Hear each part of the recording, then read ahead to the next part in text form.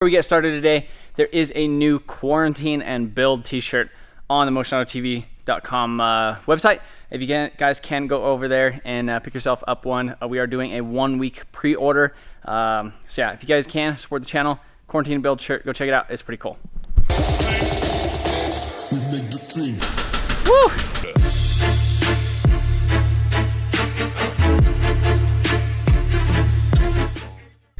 What's up, guys, and welcome to, I think this is part 3 of the C10 build. So if you guys are interested in this build, I have a full playlist.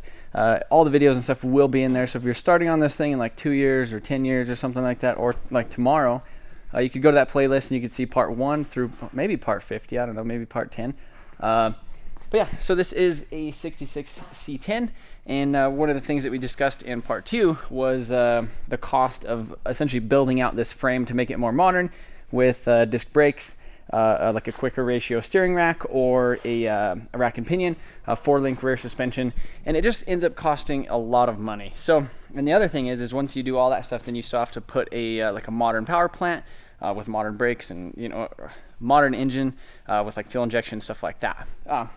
So one of the things we just discussed was actually swapping the frames on an Envoy, and the one that I had was actually the one that was a little bit longer. So right here behind me, we found another one. So this is another Facebook Marketplace find. So this one was $300. So this was a steal of a deal, and this is a 2008. So as far as, you know, the whole Envoy, I'm gonna call it the Envoy crisis, the 02 to 05, you cannot tune the ECU. The 06 to 09, they have a mass airflow sensor, and I think the 08 and the 09 are the best ECUs to tune for boost. So since we are going to be keeping the stock transmission, the 4L60E, this is 2-wheel drive. So this thing has a hellacious rod knock, like a really, really bad rod knock. But the plan is, since we got this thing so cheap, is to actually swap the frame. So we're basically going to get rid of this body, take this thing to scrap, and we're just going to keep the frame, and we're going to pull that body off of that and then figure out a way to mount it on here. Again, rack and pinion steering, disc brakes all around, 4-link in the rear, a modern power plant. This is a 08, so this makes around 300 horsepower and 300 foot-pounds of torque from the factory, fuel injected. It's a 4.2 inline 6, and we are planning on turbocharging that and making probably 500-600 horse. So that is the plan. The other thing is, the reason why we got the shorter version was because of the wheelbase. So the wheelbase on the longer one that I have outside that I was messing with last week, that one has a wheelbase of 129 inches. This actually has a wheelbase of about 113 inches, whereas the truck is about 115. So it might be just a little bit shorter. We might be able to play with some stuff. We're basically going to get it on there and see what it freaking looks like. And worst case scenario, if we can't make it work, which we're probably going to make it work, you know, we'll either have to extend it, or, you know, I guess we could always just put it back on this frame and do that. So I want to start this thing up for you guys and show you actually how good it sounds. There's definitely a reason that we got it so cheap. The inside of this thing is just pretty trashed. I mean, it smells like, I would say, what like a drug dealer's car would smell like. I mean, it's like just ashtray and bad decisions. I mean, it smells really bad in here. But, you know, we're getting rid of the body. Ty, let's grab that jump box real quick. Fire this boy up. We're gonna show you guys what I don't even know what it is. Ty's thinking there's actually a rod hanging out of the side of the block, because like the more you drive it, the more it leaks. Exactly. It has to be. And it already has a junkyard engine in it anyhow. Oh, wow, but we are going to be replacing the engine with the one out of the other thing, because it has a blown head gasket, but these are the good heads. So we're doing pretty much the whole swap-a-roo. Taking a little from here and a little from there. And we're just gonna make it. We're gonna make it work. Should we do the jump start mode? It's probably gonna be ready.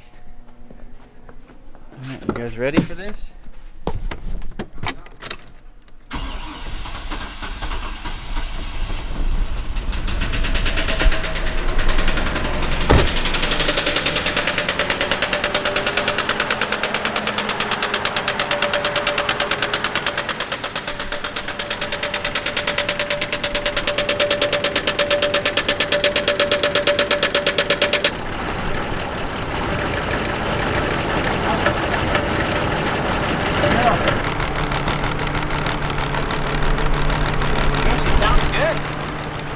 mean, it quieted right. I wonder if it has AC. If the AC works. See if this thing has cold AC. Hey, you know what they say, right? If it's leaking oil, it means it's got oil. That means it's got oil in it, yeah. I actually think it has cold AC.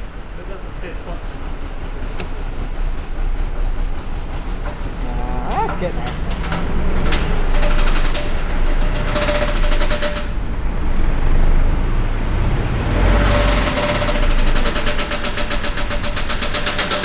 It's back. All right, let's take out the thing. Let's pull it forward and woo! This thing got loud. We got ice cold AC in here though. That's actually pretty nice. So maybe we'll be able to retain that. All right, guys, we're over here tearing into this thing, and pretty excited because I actually found right here this bolt. So it basically bolts from the bottom and it goes up. So I haven't looked underneath it, but if we could maintain that to where I don't have to actually deal with this interior, that's going to save a lot of time. So Ty's taking off all these little quick connect things over here, basically pulling the harness. We'll lay that on the engine, disconnect this brake booster and all that type of stuff. I think there's actually some, maybe that goes the ABS pump, but it looks like some of those braided lines right there, and then that's probably the TCU, the tranny control module. But yeah, so we'll just basically pull as much of this harness off, lay it over here, and then we should be good to go. Then we'll have to disconnect all these AC lines, disconnect the transmission lines.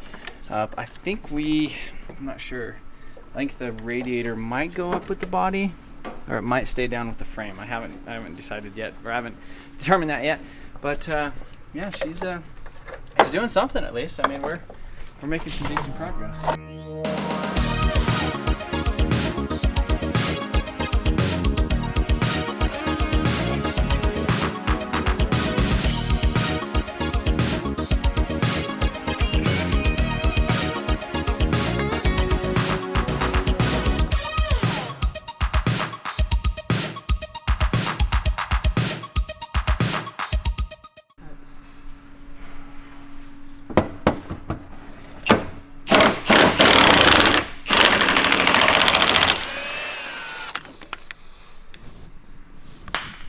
Actually come up pretty easy.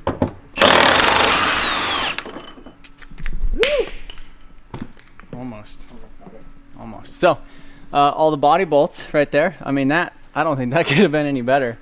Look at this 4-link rear setup. Look at that. You got 1, 2, 3, 4 right there, and then you got a little bar to keep her all centered. Yeah, so just get some lowering springs. Man.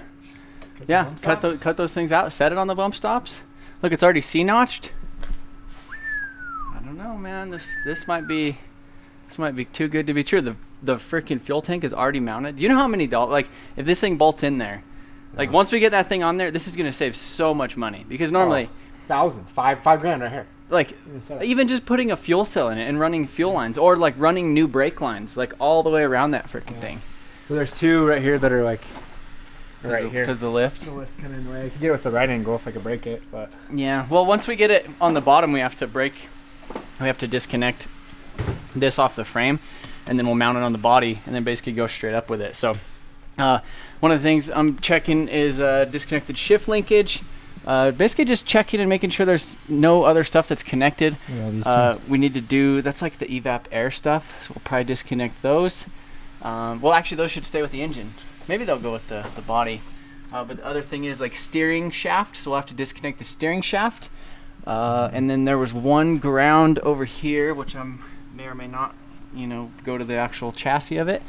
And then the e-brake lines. So we just got to disconnect the e-brake stuff, and we should be good. But yeah, I thought about cutting the e-brake lines, but then, I obviously want an e-brake to work in that thing.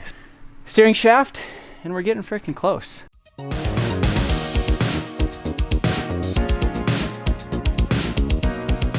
Alright guys, so I'm pretty sure this is about an hour and a half from when we started. Maybe we'll have to check the actual time, but yeah, really cool. Radiator stayed down on the frame. You could see, we got the whole exhaust system, obviously. I disconnected the drive shaft just to get to the e-brake cables. The e-brake cables, and then the fuel filler neck, and then this rear bumper actually goes down underneath this rear pan right here. So those were the only things that we got snagged up on. There's a couple lights for the rear bumper, and then there was one ground over here that I went ahead and just cut. But yeah, I mean, overall, that's not too bad. This frame is like, I would say it's almost immaculate, other than it just being dirty. I mean, being from Colorado, you know, we don't really have that much issues with rust and stuff here, so it's definitely nice to do that. So the neighbor is bringing his forklift over here right now. So he's gonna come pick up this thing.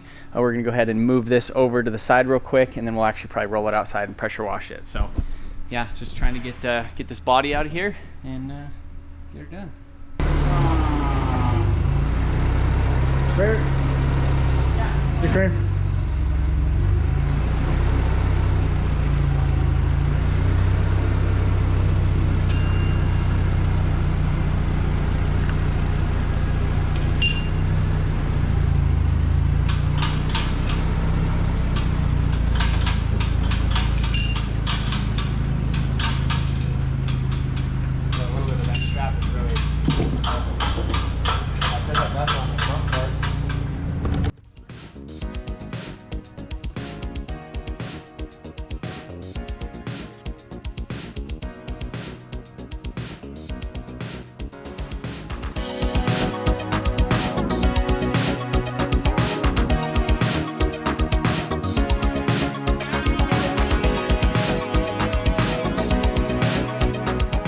Made a little bit of a mess getting it out, but we got it outside. It wasn't even that sketchy with the forklift, but yeah, so just pressure washing. Literally, the frame on this thing is super freaking clean.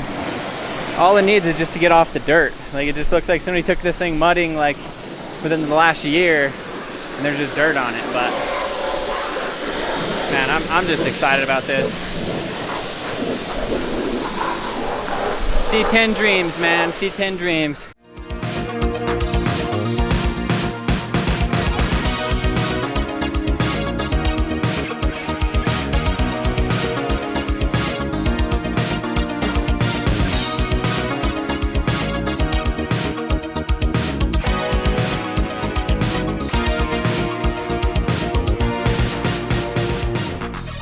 Come on, boys, take a look at this. Uh-oh, time to go home. All right, guys, so we got the frame all pressure washed and clean. And now we can actually start visualizing some stuff. So check this out. So got the front end right here. If you actually walk over here to the side, that's when you could just see it. You could just see it all freaking come together. So there's the front. There's the rear. So yeah, like I said, this one's about 113. That one's about 114, 115. But you can see there's probably about 2 inches in between the cab and the truck bed. So if we do decide that it looks a little off, we could always squeeze them together a little bit. Or, you know, we might be able to, I mean, honestly, like that tire almost looks like it's further back in the wheel well. It almost looks like if it was moved forward an inch, it would actually look normal too. So, yeah, so I think we're getting somewhere. I mean, actually, we're not getting anywhere, but we're starting something. So again, this engine does have a rod knock. Let's get that little bitty hole right down there in that very bottom. Poor thing. But yeah, so again, these 08 heads are a lot better. So the plan is to swap the engine, the bottom end off the other one on this head, and we'll probably port this head out a little bit. See if we can upgrade it a little bit, because I do want to make some decent power. And then again, 4L60E. If any of you guys know any you know, cheap tricks or things to kind of keep a 4L60E alive at, let's say, 450, 500 horse, two-wheel drive, obviously, let me know. I don't know if you could actually bolt a 4L80E like to this bell housing. I mean, that might be an option too. You know, we might do that. But yeah, now you guys could actually get the visual, see what we're talking about. Should be able to make this happen, I hope. But we spent the last 20 minutes moving cars around and doing a bunch of stuff to be able to take this picture. So if you guys like this video, be sure to hit that like button and subscribe if you haven't already. Maybe hit that notification bell.